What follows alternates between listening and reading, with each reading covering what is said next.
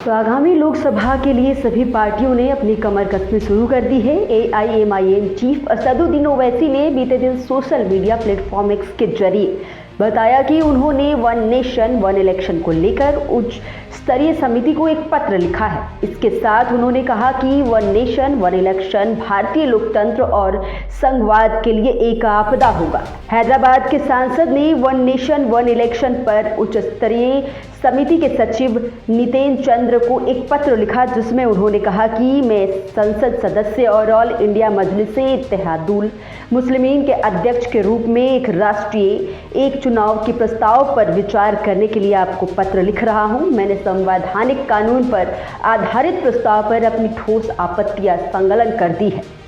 इन्हीं आपत्तियों से 27 जून 2018 को भारत के विधि आयोग को भी अवगत कराया गया था।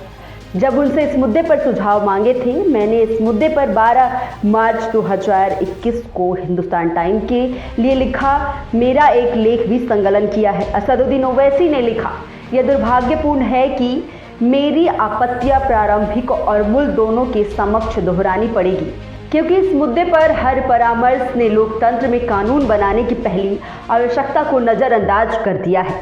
यही उचित ठहराते हुए कि नीति क्यों बनाई जानी चाहिए, सरकार की ओर से कोई औचित्य नहीं दिया गया और न तो संसदीय स्थायी समिति नीति आयोग का विधि आयोग ने यह प्रदर्शित किया कि एक ऐसा कदम उठाने की आवश्यकता क्यों है। इसके बजाय चर्चा इस बात पर केंद्रित है कि इसे कैसे लागू किया जा सकता है। दुर्भाग्य है कि HLC की संदर्भ शर्तों में भी वही दोष मौजूद है। स्थायी आधार पर एक साथ चुनाव कराने के लिए एक उचित कानून और प्रशासनिक ढांचे के निर्माण पर ध्यान केंद्रित किया गया है।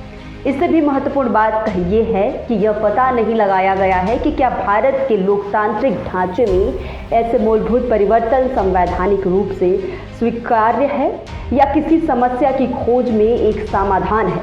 असदुद्दीन ओवैसी ने आगे लिखा, मैं दोहराना चाहूँगा कि चुनाव महज औपचारिकता नहीं है, मतदाता रबर स्टैंप नहीं है। चुनावी लोकतंत्र वह संदर्भ है जिस पर भारत का संवैधानिक भवन खड़ा है। चुनाव प्रशासनिक सुविधा या आर्थिक व्यवहार्यता जैसे कमजोर विचारों के अधीन नहीं हो सकते। अगर संवैधानिक आवश्यकताएं वित्तीय या प्रशासनिक विचारों के अधीन होती तो इसके बेतुके परिणाम होते। क्या किसी को लगता है कारण स्थायी सिविल सेवाओं या पुलिस को खत्म कर देना चाहिए? क्या लंबित मामलों के कारण जजों की भर्ती बंद कर देनी चाहिए? अंत में उन्होंने लिखा, मैं HLC से इस निष्कर्ष को विधिवत दर्ज करने का आग्रह करता हूं कि एक साथ चुनाव न हो तो संवैधानिक रूप से स्वीकार्य है, न ही आवश्यक है, न ही व्यवहार्य है।